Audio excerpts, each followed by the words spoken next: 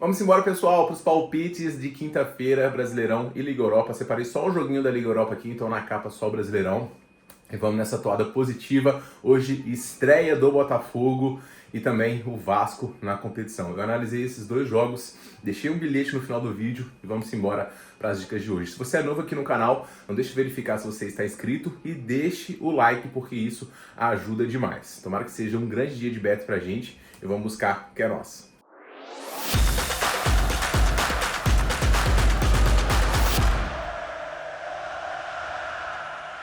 Vamos embora, pessoal, para os palpites dessa quinta. Separei 3 joguinhos de todo aquele bololô da Liga Europa. Se tiver alguma coisa interessante eu vou mandar no grupo gratuito, mas pro vídeo de hoje aqui eu vou ficar só com esse jogo do Celtic contra o Trash aqui. O Celtic na classificação geral, ele está aqui na 24ª colocação. Ainda é dentro da zona de classificação, mas tendo em vista a quantidade de jogos, é bem provável que se ele empatar aqui, ele vai acabar ficando de fora. Então uma vitória hoje é essencial. O time não vem jogando tão bem assim no campeonato escocês. O Rangers já colou, mas é um time que tem uma qualidade boa de ataque, com o próprio Maeda, que é um jogador interessante, também o Young e o Cavacara. O time joga num 4-3-3, McGregor articulando, e é um time que tem como característica um estilo bastante ofensivo e consegue pressionar os seus adversários. O Trash, por sua vez, já está a passeio aqui na competição, tanto no campeonato holandês quanto na Liga Europa. O time não vem numa sequência boa, os resultados, aliás, são bem ruins, né? É uma campanha desastrosa, um empate e 6 derrotas, e as piores atuações do Trash para poder piorar ainda foram fora de seus domínios, né? O time perdeu os últimos 5 confrontos e venceu só um dos últimos 10. O Celtic venceu os 2 jogos europeus contra times holandeses. 9 dos últimos 10 jogos do Celtic tiveram mais de 2.5 gols, e o Trash não marcou gol nenhuma vez no primeiro tempo. Tá tudo encaminhando aqui com a necessidade do Celtic de vencer para poder se classificar contra um adversário frágil que já está eliminado. O handicap -1 aqui do Celtic para mim é a melhor entrada, protegido também porque esse time não é o melhor de todos, mas o Trash tem mostrado tantas fragilidades que tem boas chances, tá? Destacar nesse jogo aqui o Benjamin Green do Celtic, que balançou as redes aí contra times holandeses, né, que marcou diante do Feyenoord, e é um jogador aqui que pode ser uma boa pedida para hoje, beleza? Indo pro Brasileirão, pessoal, a gente tem aí a estreia do time que foi a sensação do Brasileirão no ano passado. O Mirassol conseguiu a sua vaga para Libertadores, e vamos ver como é que o time vai se sair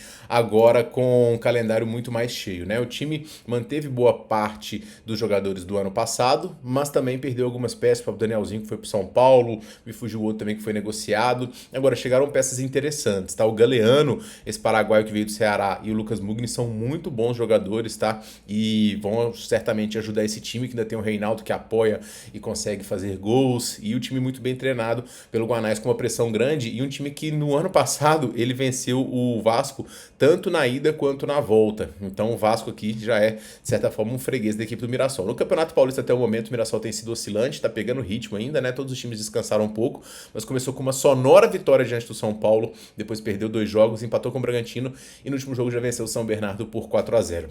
É um time um pouquinho diferente do que a gente vai ver hoje, mas a gente sabe que é bem treinado, que é produtivo e que cria boas chances, tá? Do outro lado a gente tem a equipe do Vasco, que perdeu o Ryan, que é a principal peça do time, mas chegou a Esquerdosa, né, que chama, muito bom jogador, mas ele ainda não vai fazer a sua estreia. O Paulo Henrique, lateral, também é uma baixa relevante hoje, já que sentiu dores, então o comandante aí vai ficar do ataque, né, vai ser o Coutinho com André Gomes, Rojas e GB, com o Nuno podendo vir aí do banco, tá? O time do Vasco é um time que também manteve o seu trabalho, um dos times que menos descansou, porque acabou de disputar também a final da Copa do Brasil, então ainda está se acertando e, na minha visão, vai crescer.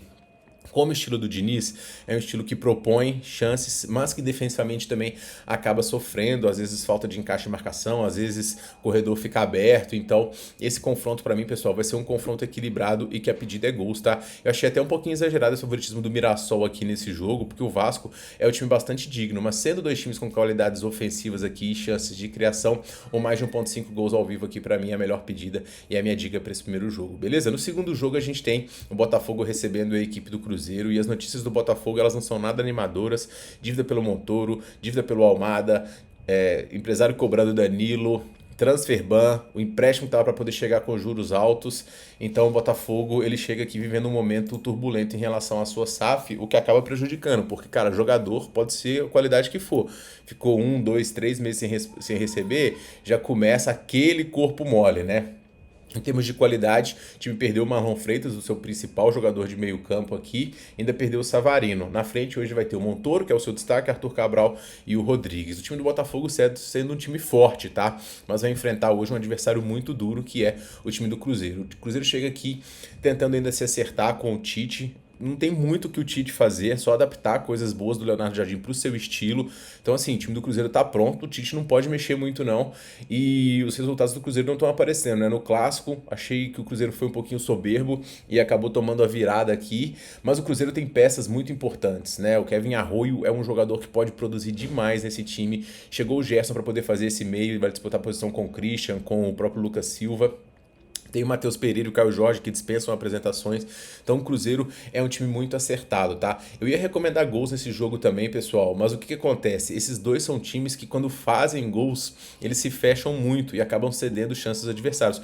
Cruzeiro contra o Atlético Mineiro, eu quero destacar aqui para vocês, nos jogos, o Cruzeiro tomou 8 cantos do Atlético Mineiro e acabou não fazendo nenhum o jogo inteiro, tá? O mesmo serve para o Botafogo, que quando é pressionado pelos adversários acaba sofrendo alguns escanteios, mas que consegue produzir quando tá atrás também. Do mesmo jeito que o Cruzeiro sofreu 8 aqui, ele fez 19 escanteios diante da equipe do Democrata. Então, para mim, a toada do jogo vai ser assim, um jogo um pouco travado, mas com times que buscam as laterais, já pode sair uns escanteios logo de cara. A partir do momento que sair o primeiro gol, quem fizer vai tomar uma pressão, porque tem o estilo de recuar e podem sair muitos cantos. A média de escanteio desses dois times está em quase 13 e estão dando uma linha de mais 9.5, então mais de 9.5 cantos para mim, a melhor pedida desse jogo e a minha dica para essa partida, beleza? Se destacar nesse confronto aqui em termos de jogadores, do lado do Vasco, André Gomes, um bom jogador para poder finalizar hoje, pelo menos duas dele, é bem interessante, com substituição mais, tá? Porque os times devem rodar bastante. E do lado do Botafogo, Santi Rodrigues aí pode ser um bom jogador para poder finalizar hoje diante da equipe do Cruzeiro. E do lado do Cruzeiro, Matheus Pereira também, que tem boas lembranças diante do Botafogo. Ele tem 4 contribuições para gols no jogo contra o Bota, 2 gols e 2 assistências, beleza? No final do vídeo aqui para vocês, bilhetinho do dia, tá? Ontem cravamos no VIP maior de 11 no jogo do Internacional e se você quiser participar, o link está no primeiro comentário fixado. Eu sou o Tiquinho, espero que vocês tenham gostado desse vídeo, comente com seus palpites também e a gente se vê muito em breve no próximo vídeo. Um forte abraço e boas bets nesta quinta-feira.